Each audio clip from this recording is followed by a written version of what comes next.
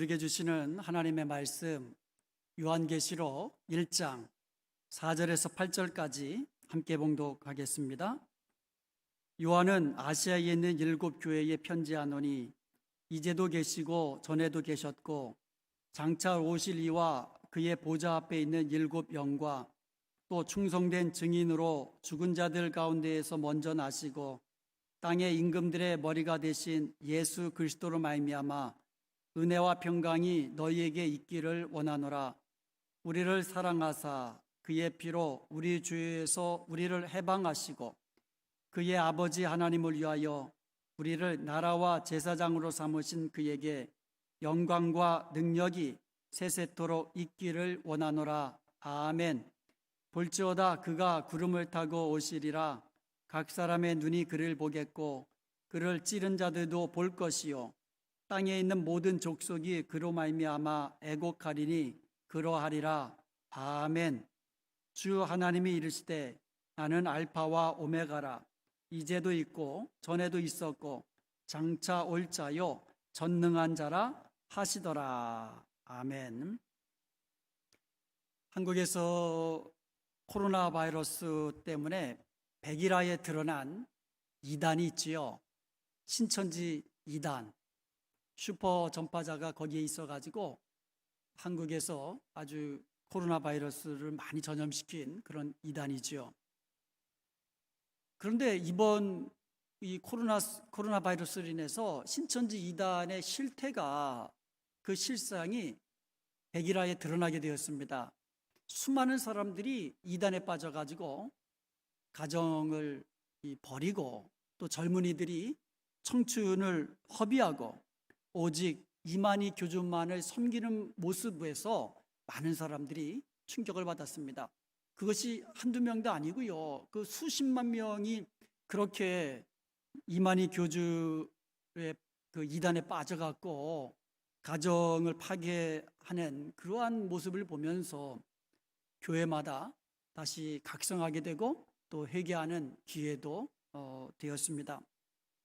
그리고 종말과 요한계시록에 대한 관심이 부쩍 늘어났습니다. 신천지의 공식 명칭은 신천지 예수교 증거장막 성전이라고 합니다. 이 전부 다 계시록에서 나왔어요. 신천지라는 말은 계시록 21장 1절에 보면 새 하늘과 새 땅, 신천지 여기서 나왔고요. 그 다음에 예수교라고 할 때에 이 예수교가 우리가 믿는 예수님을 의미하는 것이 아니라 이만희 교주를 의미하는 호칭이에요.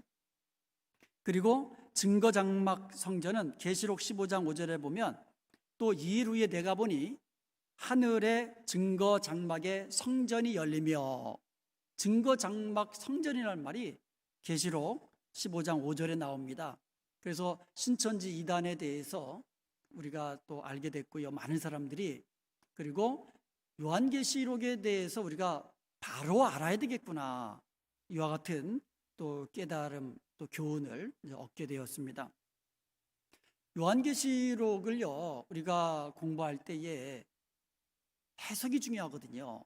내 마음대로 해석해서도 안 되고요, 또 영적으로 해석한다고 해가지고 각각 자기 마음대로 기도하면서 하나님께서 감동 주셨다고 해석해서도 안 되는 겁니다. 요한계시록뿐만 아니라 성경은요 오직 계시된 하나님의 말씀으로 해석해야 되는 거예요. 그 말씀은 말씀으로 해석하는 겁니다. 그리고 하나님께서 계시해 주신 데까지만 해석하는 거예요. 계시라는 것은요, 이 커튼을 이제 치는 것처럼 가려져 있던 것이 드러나는 것을 이게 계시라고 합니다. 이 앞에 이게 커튼이 쫙 가려져 있으면 커튼 뒤에 아무것도 안 보입니다. 그런데 커튼이 열리다가 멈추면 이 커튼이 열린 곳까지를 우리가 뒤를 볼 수가 있는 거예요. 열리지 않으면 볼 수가 없는 겁니다. 마찬가지로 우리가 요한계시록을 공부하면서 하나님께서 계시해 주신 것까지 우리는 해석할 수가 있는 겁니다. 그런데 주님께서 우리에게 열어놓지 않으신 것, 드러나게 하지 않으신 것은 우리는 그거 그대로 우리가 인정하고 우리의 그 지식이라는 것이, 우리의 지혜라는 것이 주님의 하나님의 지혜와 지식과는 너무나 차이가 나거든요. 그러니까 주님이 계시한 데까지만 우리는 알 수 있다라는 이와 같은 겸손함을 가지고 우리 요한계시록을 해석해 나가야 될 것입니다. 한번 요한계시록 복습을 한번 하도록 하겠습니다. 우리 지난번에 요한계시록 전체 그림을 한번 가지고 1장부터 12장까지 무슨 내용이 들어있는지 살펴본 적이 있습니다. 자, 한번 그림을 한번 보겠습니다. 자, 우리 1장부터 22장까지 그 넘버링 하는 거 기억하시죠? 그 일이 제목을 한번 달아볼까요? 1번의 제목이 뭐였어요? 1장의 제목이 복, 구름, 교회. 그래서 복에 대한 복 있는 자가 나오고, 그 다음에 구름 타고 다시 오시는 주님 재림에 대해서 나오고요. 그 다음에 교회에 대해서 우리 주님께서 특별히 아시아에 있는 7 교회에 대해서 계시의 말씀을 주시는 그런 내용이 나옵니다. 그리고 2, 3은 아시아에 있는 7 교회들이죠. 그래서 2는 7 교회 중에서 에서, 버, 두, 네 개의 교회가 에서, 버, 3개의 교회가 나고요. 그 다음에 3장이 사빌라, 4대 교회, 빌라델비아 교회, 라우디아 교회 이렇게 나오죠. 그리고 4장에 가서는 천상으로 올라가 가지고 보좌에 계신 하나님을 보고 거기서 이제 예배, 천상의 예배의 광경이 나오고요. 그 다음에 5장에서는 임봉한 책이 나오는데 뗄 사람이 아무도 없어서 울고 있는데 어린 양이 이제 그 임봉한 책을 이제 떼시는 그런 장면이 나옵니다. 그 다음부터 이제 재앙 시리즈가 나오는데요. 재앙 시리즈는 크게 3 시리즈가 있죠. 인재앙, 나팔재앙, 그리고 대접재앙. 동사가 중요하다고 했죠. 인을 뗀다, 그리고 나팔을 분다, 그리고 대접을 쏟는다. 이런 7 재앙 시리즈가 연속해서 나옵니다. 그래서 6장에서는요 6 인재앙이 나옵니다. 그러니까 재앙이 계속 이 땅에 임하니까는 누가 그럼 구원받을 수 있습니까? 라는 질문이 생기죠. 그래서 7장에서는 인침받은 14만 4천에 대해서 나옵니다. 그리고 다시 나팔, 그래서 나팔 재앙이 8장에서 시작되고요. 나팔 재앙 첫 번째부터 이제 4번째까지 나오고요. 9장에서는 나팔 재앙 5, 6이 나옵니다. 그리고 10장에 가서는요 작은 두루마리 책이 나오면서 11장 1, 두 증인이 나옵니다. 11장에서는. 그리고 12, 13부터는 이 사탄의 삼위일체, 어떻게 보면 삼위일체 하나님을 좀 이 사탄이 비슷하게 만듭니다. 그래서 12장에서는요 그 이제 용이 나와요. 이게 사탄이죠. 여자와 용의 환상이 나오고 13장에서는 2 짐승, 바다에서 올라온 짐승, 그 다음에 땅에서 나온 짐승. 그래서 2 짐승 환상이 나오고 짐승의 수 666이 나오죠. 여기에 이처럼 사탄과 그의 적그리스도, 거짓 선지자, 이들의 핍박이 너무나 크니까 누가 또 이들의 핍박과 환란에서 누가 구원받을 수 있습니까? 라는 질문이 여기서 생기는 겁니다. 그래서 14장에서는 14만 4천 성도가 나오고요. 마지막 추수가 14장에서 기록이 되어 있습니다. 그리고 15장에서는요 이제 대접 재앙이 준비되고 16장에서는 7 대접이 이제 시작이 됩니다. 그리고 17장에서는 큰 음료 환상이 나오고 18장에서는 큰 성 바벨론이 이제 멸망하게 됩니다. 19장에서는 어린 양 혼인잔치, 여기서 19장에서 나오고요. 20장에서 천년 왕국을 거쳐서 21장 새하늘과 새 땅과 새 예루살렘이 나오고요. 그리고 마지막 22장에서 천국 생활에 대해서 이제 나오고 있습니다. 계시록은 1장부터 22장까지 이렇게 살펴보았고요. 요한계시록은 어떤 책인가? 그 본질이 중요합니다. 요한계시록은 첫 번째로 계시의 책이라는 거예요. 요한계시록은 숨기려고 알기 어렵게 기록한 책이 아니고 드러내서 하나님의 비밀을 드러내기 위한 계시된 책이다라는 것이고요. 두 번째로 예언의 책이라는 겁니다. 마지막 때에 될 일을 예언의 말씀으로 기록한 책이 요한계시록입니다. 그리고 세 번째로 서신서라는 겁니다. 요한계시록은요, 로마 제국의 그 아시아 지방에 있던 7교회에게 순회 서신 형식으로 기록해서 보낸 그와 같은 책으로서 7교회마다 자기들이 받은 책을 필사해가지고 나눠가지고 서로 돌려보았다는 겁니다. 그래서 예배 시에 읽고 듣고 설교의 말씀으로 들었던 그런 것이 이제 요한계시록이라는 겁니다. 그래서 요한계시록은 서신서기 때문에 그것은 그 당시에는요, 설교자가 직접 갈 수 없기 때문에 서신, 편지로 써서 보낸 거거든요. 그래서 예배 시간에 그 서신을 읽는 것만 해도 설교의 말씀이 되었다는 것이죠. 그래서 요한계시록은 계시의 책이다, 예언의 책이다, 그리고 서신서라는 이런 특징을 이제 가지고 있습니다. 자, 그러면 1장을 한번 살펴보도록 하겠습니다.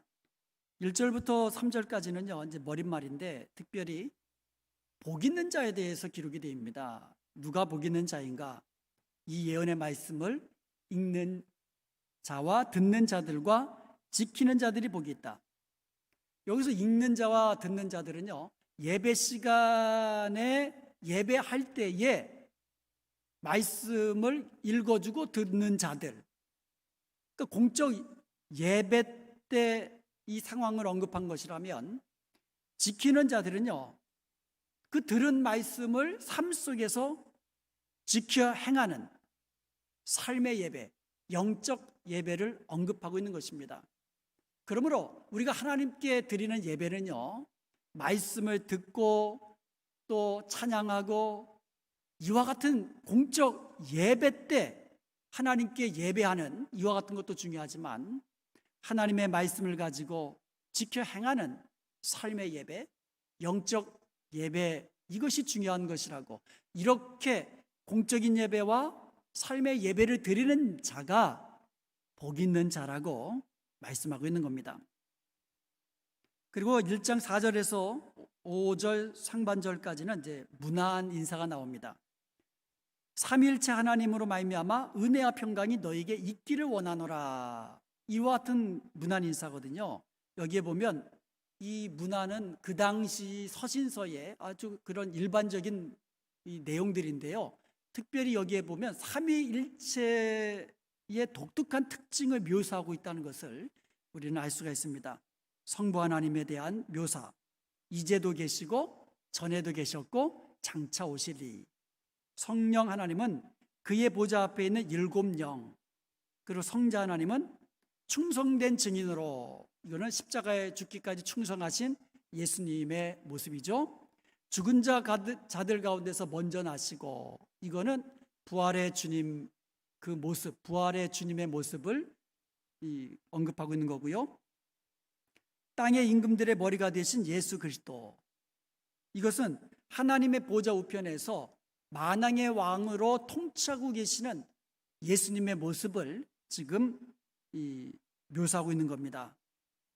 그리고 계시록에서 언급하고 있는 우리 주님의 모습은 장차 심판주로 오실 그와 같은 재림의 주로 우리에게 묘사하고 있는 겁니다. 그리고 나서 성령이 나오는데요, 1장 5절 하반절에서 6절까지 특별히 예수 그리스도에 대한 성령이 나옵니다. 계시의 주관자 되시는. 여기에 보면은요, 그에게 영광과 능력이 세세토록 있기를 원하노라. 아멘. 6절에 보면 그에게 영광과 능력이 세세토록 있기를 원하노라. 이게 성령이거든요. 예수 그리스도에게 영광과 능력이 세세토록 있기를 원하노라. 아멘으로 끝나고 있죠. 자, 그러면 그에게 예수 그리스도를 설명하고 있는 내용들이 있습니다. 5절부터 우리를 사랑하사, 예수님은 우리를 사랑하셨습니다. 자기 피로 우리 죄에서 우리를 해방하셨다라는 내용이 나오죠. 여기서 해방하다라는 말은요, 단번에 우리를 우리 죄에서 해방하셨다라는 것을 의미하는 그런 이 동사입니다.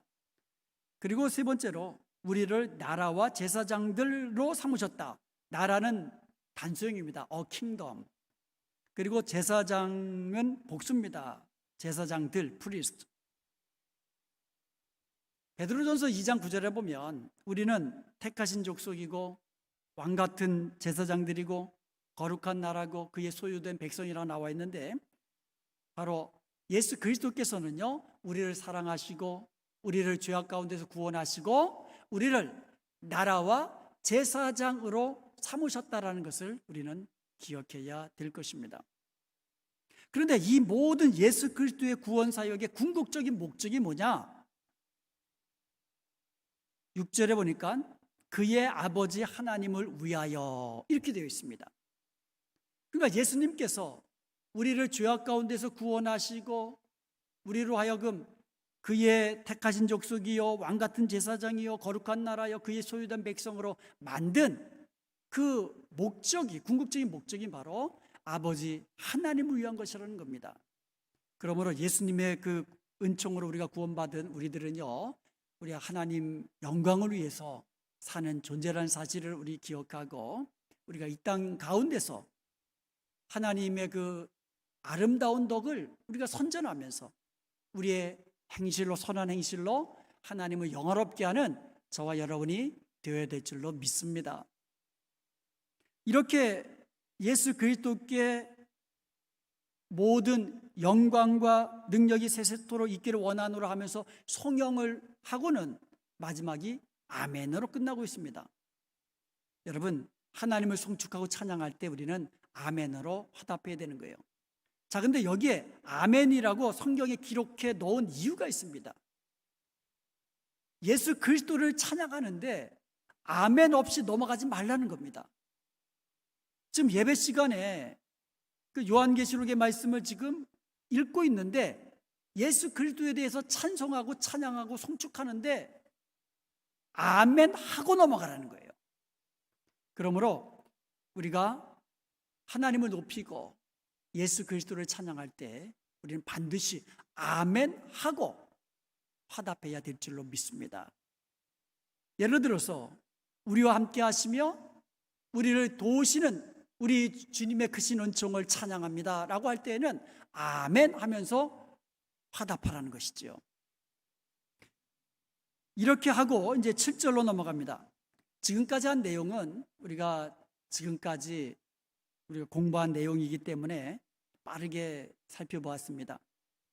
그래서 지금 이제 7절 말씀 다시 한번 봅니다. 볼지어다 그가 구름을 타고 오시리라. 그가 구름을 타고 오시리라. 그리스도의 재림에 대해서 지금 계시하고 있는 겁니다.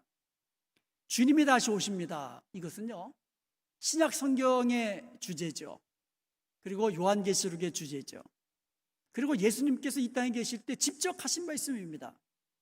예수님이 겟세마네 동산에서 잡혀가지고 대제사장 가야바의 뜰에서 신문을 받으실 때에 대제사장이 이렇게 묻습니다. 마가복음 14장 61절에서 62절에 보면 대제사장이 다시 물어 이르되 내가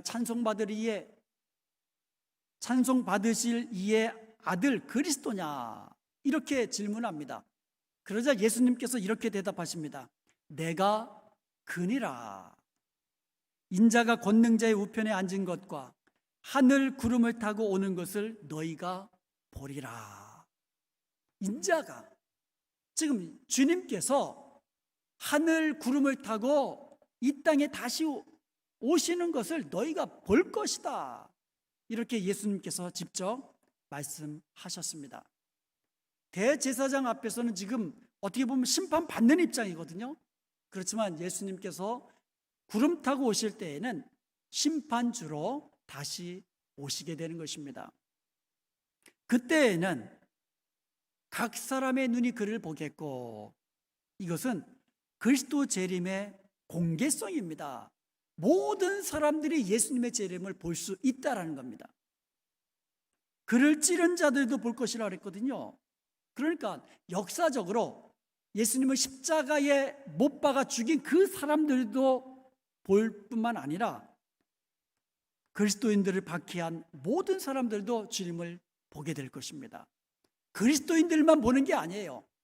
성도들만 주님이 다시 구름 타고 오시는 것을 보는 것이 아니라 모든 사람의 눈이 예수님의 재림을 보게 될 거다. 여기서 우리는 이 두 가지 주님의 재림과 관련해서 두 가지 그 사실을 분명히 알아야만 합니다. 이단들이 여기서 많이 나왔어요. 주님의 재림과 관련돼서. 특별히 여호와 증인 같은 경우에는요, 주님이 오십니다, 오십니다, 오십니다 그러다가 날짜를 정해버립니다. 언제 오십니다. 근데 갔더니 기다렸더니 주님의 재림을 기다렸더니 오지 않아요. 연기됐다 그럽니다. 또 나가봤더니 오시지 않아요. 그래서 그들이 뭐라고 그랬냐면 1914년에 예수님이 영적으로 영으로 재림하셨다 이런 소리를 했어요. 거짓말이죠.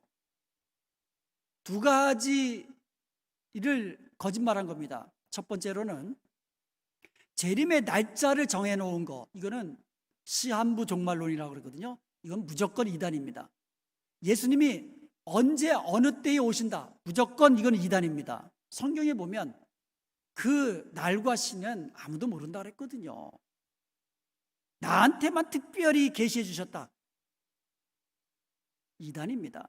믿지 않으셔요. 믿으시면 안 됩니다. 거짓말입니다. 그리고 주님의 재림은 공개적이에요. 모든 사람의 눈이 그 주님의 재림을 보기 때문에 주님이 오십니다 말할 필요도 없는 거예요. 다 보고 있거든요. 그런데 이 보는 거에는 이제 부활에는 순서가 있죠. 주님이 이제 재림하실 때, 다시 오실 때 예수 믿는 성도들 가운데 죽은 자들이 먼저 일어나고, 그리고 살아있는 자들이 호련히 순식간에 변화된 몸으로 주님을 맞이하는 겁니다. 그리고 나서 안 믿는 자들이 따라서 그들도 일어나는 거예요. 그러니까 부활은요, 믿는 자들만에게만 일어나는 것이 아니라 믿지 않는 사람들에게도 다시 살아나요. 그들도 부활합니다. 그렇지만 믿는 자들은 생명의 부활로, 믿지 않는 자들은 심판의 부활로 다시 일어나는, 이와 같은 차이가 있다는 것입니다. 중요한 거, 주님 다시 오십니다. 그러나 그 날은 모른다는 거. 두 번째로, 주님이 다시 오시는 것은 뭐 여기서 저기서 그게 아니고 모든 사람들의 눈이 주님이 구름 타고 오시는 것을 볼 수 있다라는 것을 우리가 본문을 통해서 알 수 있는 겁니다. 그리고 나서 뭐라고 끝납니까? 그러하리라 아멘. 그러하리라 아멘. 그러하리라라는 말은 헬라어로 나이라고 합니다. 그 뜻은 yes, truly 이런 뜻이에요. 그런데 아멘이라는 말은 히브리어로 똑같습니다. truly, 같은 의미예요. 그러하리라 헬라어로 나이, 그리고 아멘 히브리어로 똑같습니다. 같은 말입니다. 같은 의미를 반복해서 사용함으로써 그리스도 재림의 확실성을 강조하고 있는 거예요. 주님은 반드시 오신다는 거예요. 그리고 주님 다시 오실 때는 모든 사람들이 주님의 재림을 보게 된다는 겁니다. 그것을 그러하리라 아멘, 이 두 번 반복함으로써 반드시 다시 오시고 모든 사람의 눈이 볼 수 있도록 그렇게 공개적으로 오신다는 사실을 우리에게 확실하게 말씀해 주고 계시는 겁니다. 8절을 보겠습니다. 8절에 보면 주 하나님이 이르시되 나는 알파와 오메가라, 이제도 있고 전에도 있었고 장차 올 자요 전능한 자라 하시더라. 여기 보면 하나님에 대한 호칭이 나옵니다. 아주 중요한 호칭 세 가지가 나옵니다. 첫째로 알파와 오메가.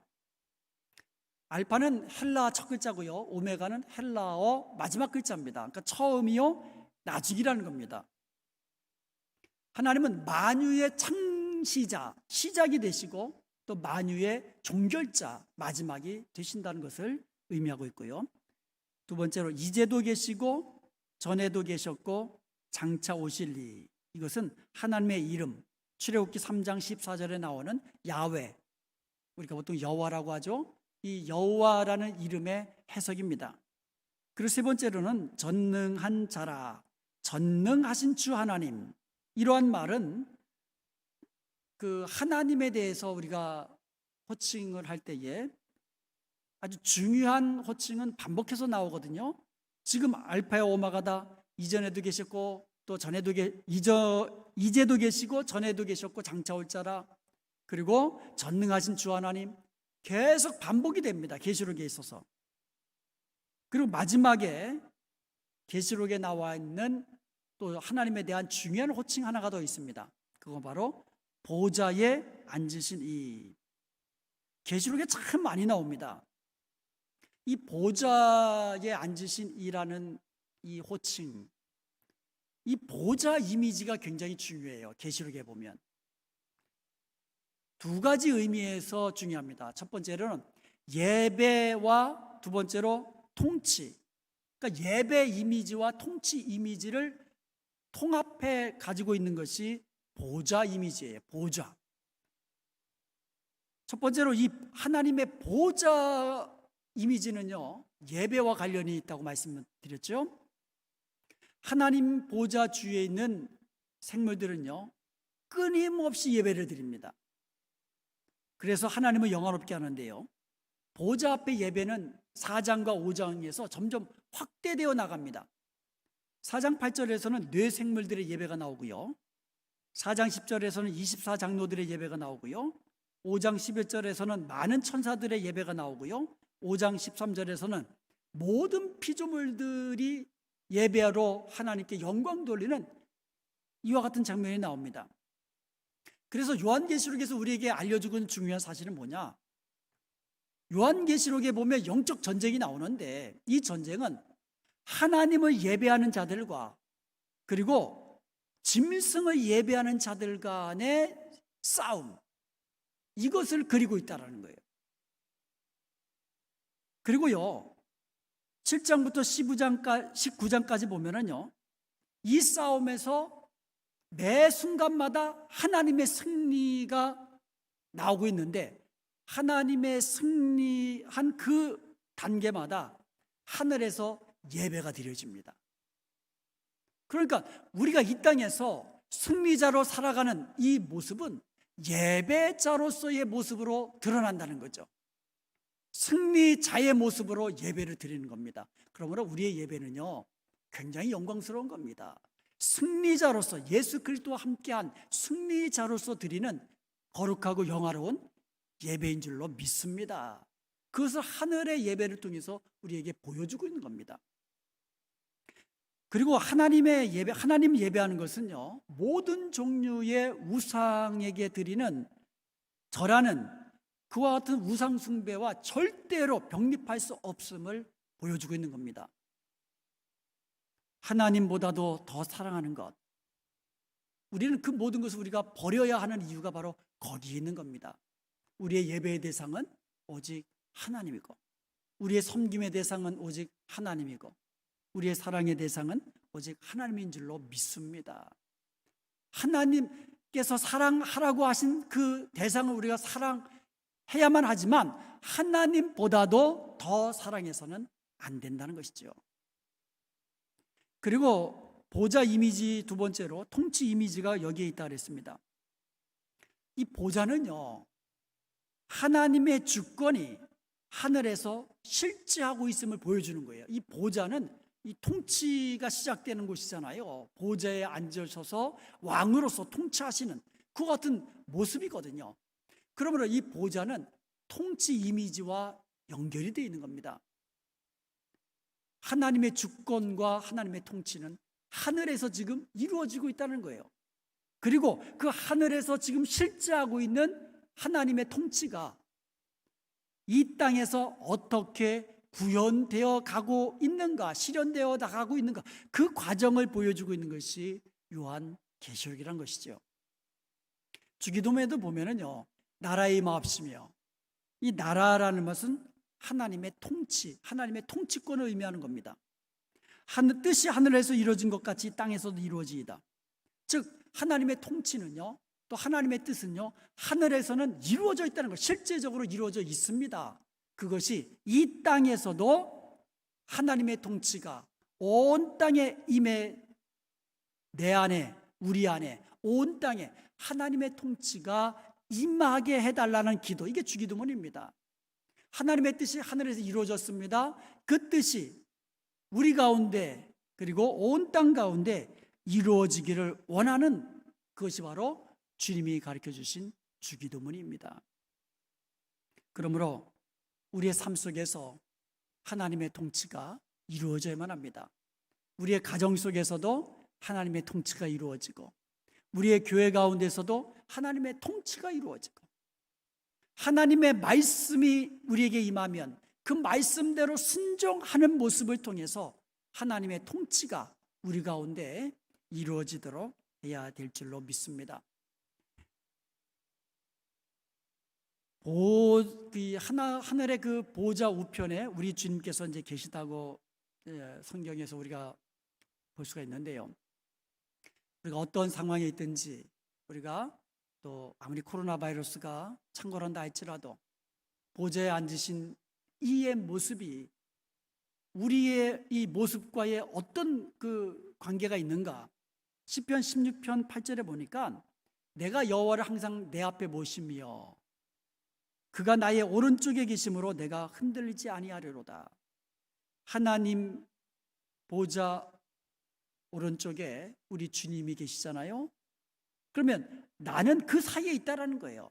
내 앞에 아버지를, 하나님을 모시고 그 오른편에 주님이 항상 계시기 때문에 나는 흔들리지 아니한다고.